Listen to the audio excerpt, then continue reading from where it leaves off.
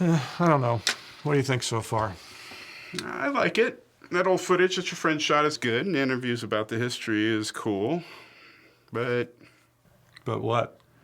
when all these reality documentaries, whether it's spelling bees or crossword puzzlers or kids' beauty pageants, the only way to get audience into it is to tell the participants individual stories. Oh, you mean up close and personal? Yeah, like Jim McKay, from the Olympics from years ago. Well, that would mean tons more interviews. I mean, there's like 35 of these guys, You'll also need a big finish. Big finish? What do you mean? Like a culminating competition. I don't know, like an exhibition or something? Against who? UNM varsity? Or Harlem Globetrotters? We can't end the documentary with our guys getting crushed on the court. No, it'd be like Rocky. He gets beat, but, puts up a good fight. How about we play a middle school team? Well, you need some kind of satisfying finish. That's all I'm saying. All right. Well, I'll make some phone calls. Let's get back to this, okay?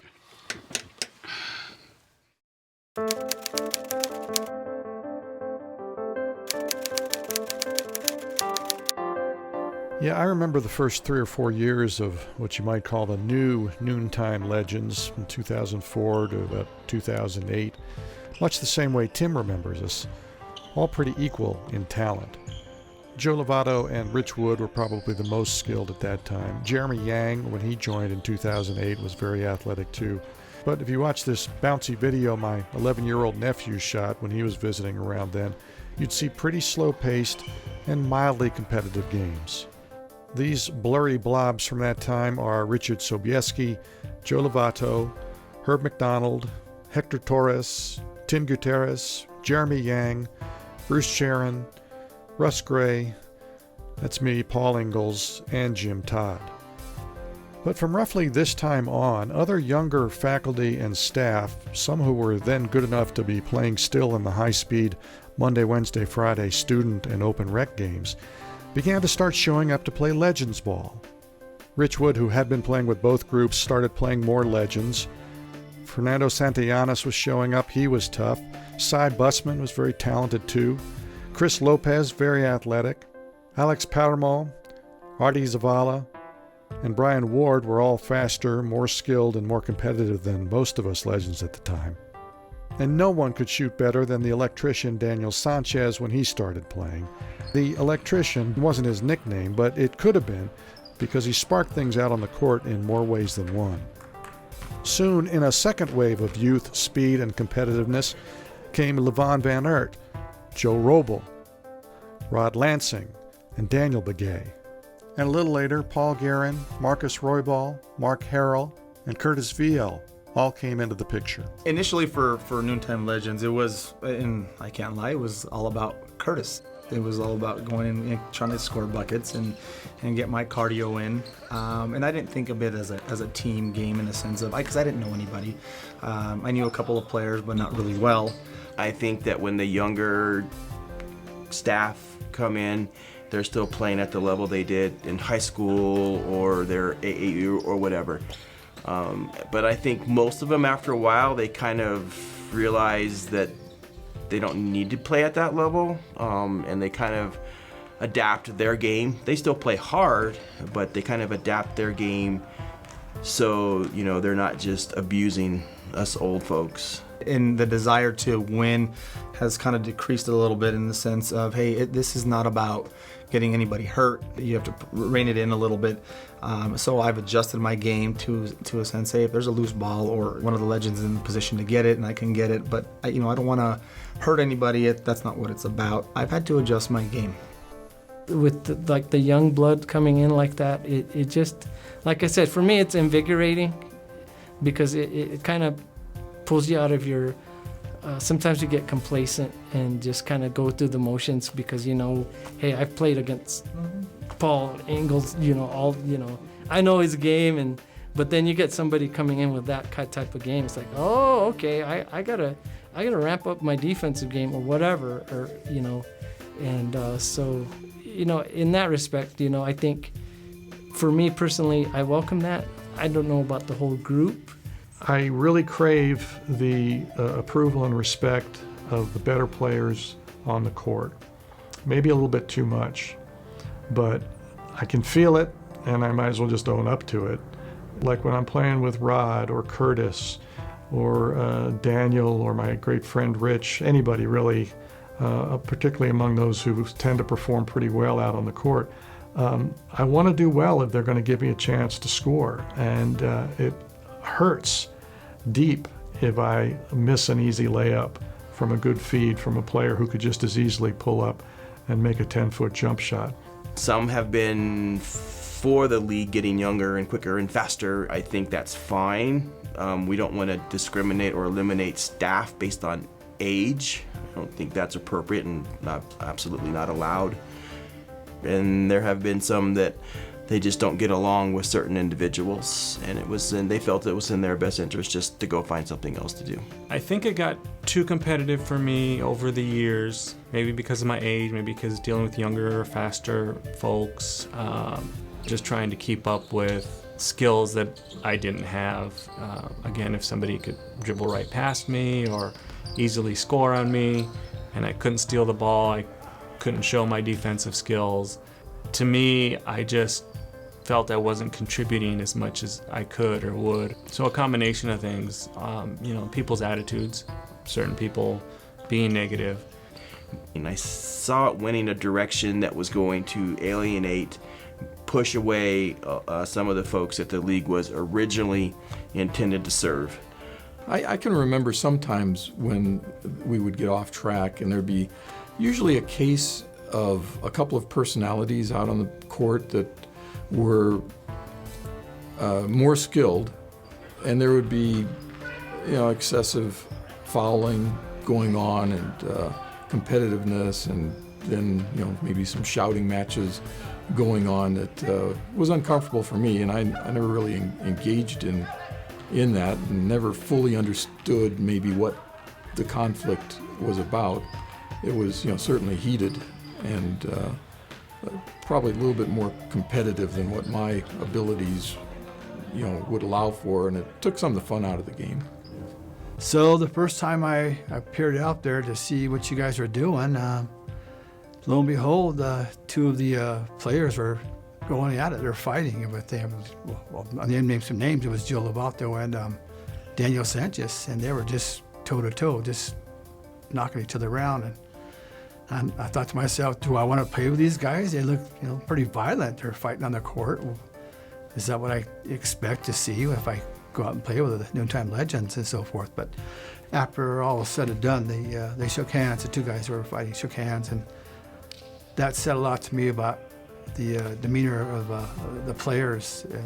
Things may get heated up, but in the end, we're all there, shaking each other's hands and apologizing. After a few weeks of just observing you guys, I got enough nerve to suit up and start playing, and I just didn't have the skills. And I thought, if I stick with it, maybe I can, possibly fine-tune those skills. And so as it progressed and I felt welcomed, I stuck it out, and lo and behold, I got a lot of constructive criticism from other players who welcomed me as well, and that was a good thing, a positive thing for me. I'm sure occasionally there have been some folks who've showed up, tried to play a few times, and thought that they would never be able to play well enough to continue to play. I can remember a couple of guys who just seemed a little bit out of place. And I remember also a lot of kindness, though, from particularly guys like Rod and some of the others to try to find a place for those people. There is a stream of inclusivity and a stream of exclusivity, I think, among the guys that regularly play.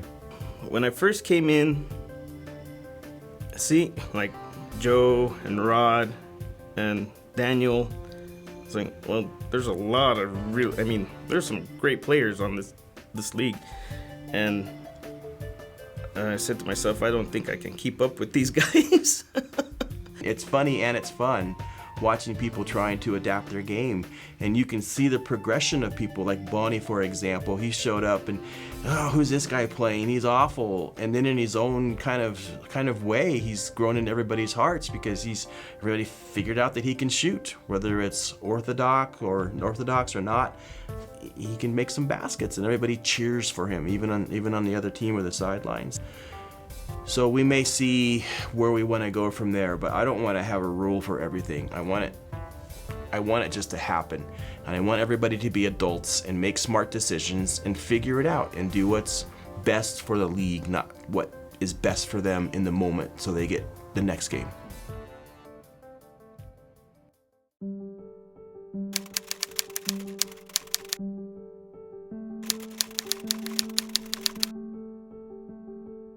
There are usually twice as many barriers that older adults find to stay out of physical activity.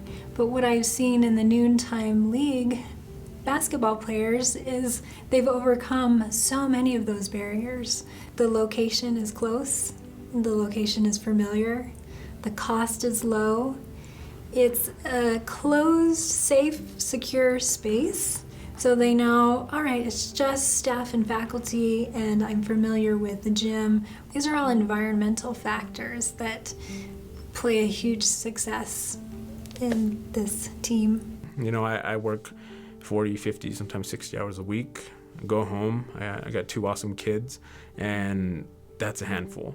But my wife knows, usually on Tuesdays, Thursdays, don't ask me to go to lunch. She knows what I'm doing. She respects that, because that's not only my physical activity, but that's my chance just to unwind, to de-stress. So maybe off the court, I'm a father and in charge of managing a group or facility, but when I'm on the court, I'm that teenage boy again. And we're all getting together, we're gonna laugh and play and build our skills, and maybe I'll have a moment of glory. That is so meditatively relaxing. There is something special when you can get on the court with someone that you maybe know well or maybe don't, but you put together a play, you share the ball, you cooperate.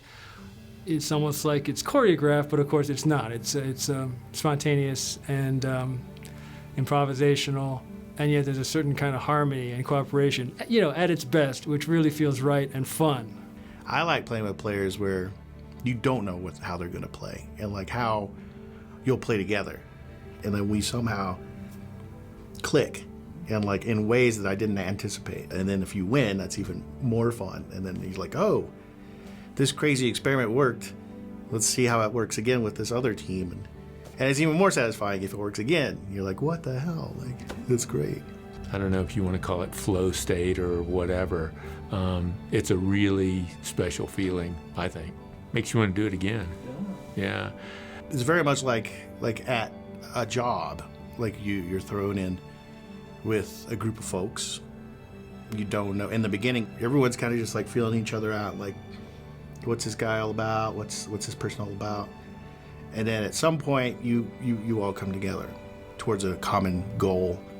When I started Noontime Legends, I was only 30, and so there's a quite diverse age range in Noontime Legends, and there's guys as old as 70, I believe, with Herb, is that correct? So guys as old as 70, but everyone still has a youthful spirit, so I didn't actually find an age gap at all. I think just the biggest thing that I've developed out of this is relationships, you know, off the court. You see a lot of the faculty and staff that play with us walking around campus, and you develop those relationships. And it goes a long way. It makes you feel really good that you can talk to these guys off the court. Outside of my department and where I teach, everybody I know on campus is connected to this group. Really, it's the only way that I've made friendships and acquaintances around campus. So to me, that's a huge plus. And it was nice to see them in a different role. And I honestly think you learn more about a person from the basketball court than you do from general life at the university and, you know, working relationships. It's a little bit more of their true character comes out. You know, there's times when, you know, me and another player, we've wanted to rip each other's throats out. You know, sometimes see a little bit of pushing and shoving, some a little bit more than aggressive defensive plays.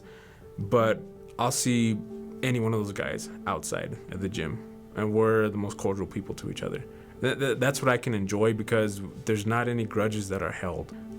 I think there's like that unspoken understanding that leave it on the court. When we play with each other so much, we kind of learn each other very well, right?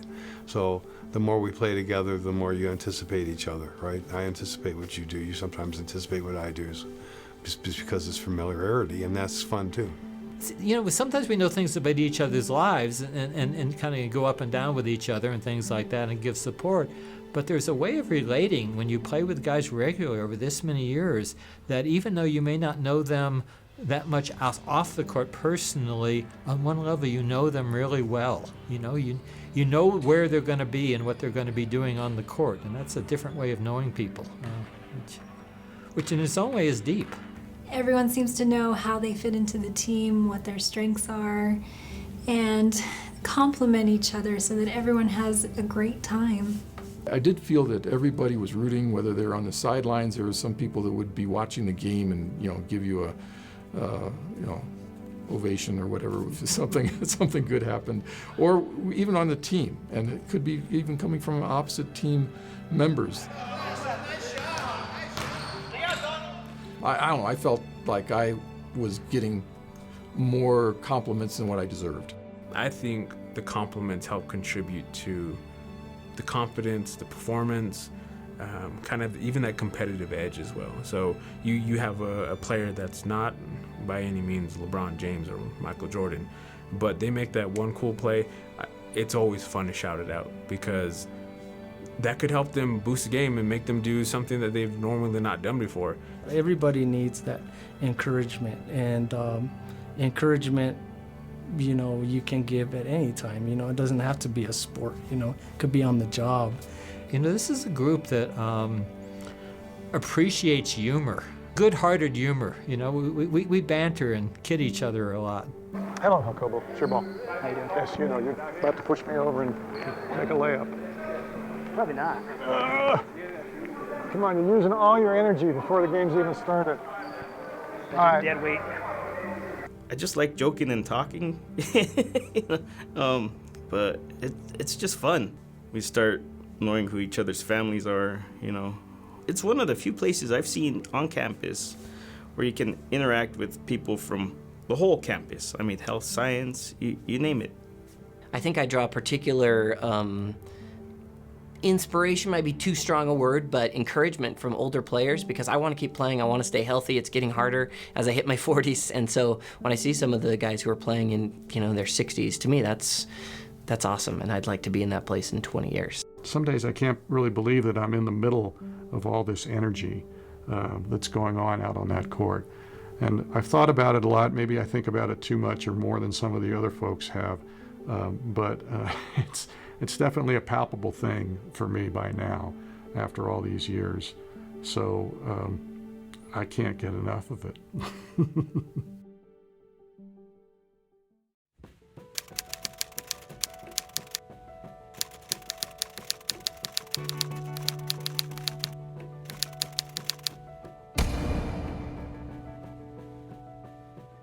Probably I only have one pet peeve, and that's some folks will occasionally, or maybe more than occasionally, call fouls all the time to bail themselves out. People that are just nitpicky about fouls. We're out there to have fun, and if you just touch them just a little bit, it's like, come on, we're gonna be calling a foul every 2 seconds. You're stopping the game here. When people are whining over little calls, when people are complaining, when people are, when there's too much, blabber. Or people that call fouls but will never call fouls on themselves. That drives me crazy. I'm like, call it both ways, The intentional foul thing, it sort of gets tired, because you can give it your all and then foul someone and you're not trying to foul them, you're going for the ball or whatever. Well, that's one thing, but when you're just grabbing someone's arm and just to stop them because they're the superior player or they got past you, I feel like that, we just need to keep our eye on it because it can get a little out of hand. I would like to see one free throw and get the ball back. So even if you miss the free throw, you get the ball back. If you are missing a ton of shots and I've gotten 0, hey, share the ball a little bit. The other thing is when people aren't actually concerned about other people's health, when people play too physical. If you say something about that, they'll usually back off. or, you know, some kind of compromise can be made. You switch off and play somebody else, you know. Have respect. You know, be polite. I'm not saying be a pushover. Just be polite and respectful. Be courteous. A lot of people in our group are either super competitive or have a need to be right. When the combination of the two get together, the argument doesn't stop. I know we'll see other guys who start to argue with each other. Sometimes, you know, there's a little bit of shoving. It's kind of like, hey, come on, let's keep playing. You're wasting time. We're on we got 12 minutes. You're wasting one of my minutes. Let's go. In these games, you never know when you're going to need that 15 seconds to either come down and make a last-second basket or to make a last-second stop. So, you know, that's how I'm computing it anymore. It's just like, you know, quick decision on a foul. Just get the ball back and play. Let's go. I know an item that probably drives other people crazy about myself, and I try and be a realist.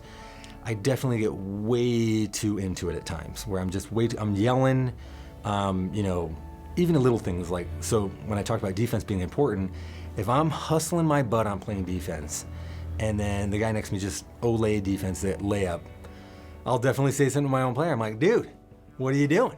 You know, I've been playing this game for 50 years, wanting to do well. Believe me, there's enough self-loathing and self-criticizing that goes on when I make a bad play, miss a layup, don't get up on defense.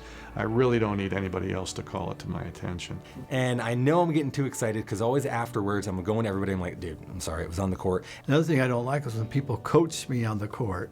No matter what you do, you're not doing it right. You could score 4 points, but they tell you to stop shooting. Or you're not guarding right, you're not you know, picking right or picking and rolling right. So when it happens, you know, more and more I'm trying to do that Jerry Seinfeld serenity now thing and just let it float over me. If it happens 2 or 3 times, I'm liable to say, hey, lay off, you know. I'm my own worst critic. I just don't need any help with that. When somebody starts yelling at their teammates, I just, you know, I either laugh at it like, oh my gosh, this is absolutely ridiculous. I mean, you're taking that this seriously. You're tearing into this guy for a noontime pickup game. There's a handful of guys who are just really, who I think the competition outweighs the consistently outweighs the friendliness and the, you know, and the getting along and the humor and the lightness and things like that. You know, for the players that are taking it very seriously, I think that's where, you know, it has to stop sometimes and somebody has to pull them to the side or a group has to pull them to the side and say, hey, you know that's not cool and that's not right. So you can continue playing and act right and, you know, do what we're all doing, or you can see yourself through the door. Go right ahead. But when you're here from 12 to 1:15 or 11:45 to 1:15, this is how you're going to respect it. This is our set of rules. This is how we're going to play. And this is how you're going to be an example for whoever else is coming. You know, and anytime I do get fed up with anybody's action or attitude on the court, I can't stay mad at them very long. That's how it feels like family, you know. So that before the session ends, or maybe at the beginning of the next session, you know, I'm going to be putting my arm around their shoulder and making amends somehow, or giving them the opportunity to make amends, which they almost always do.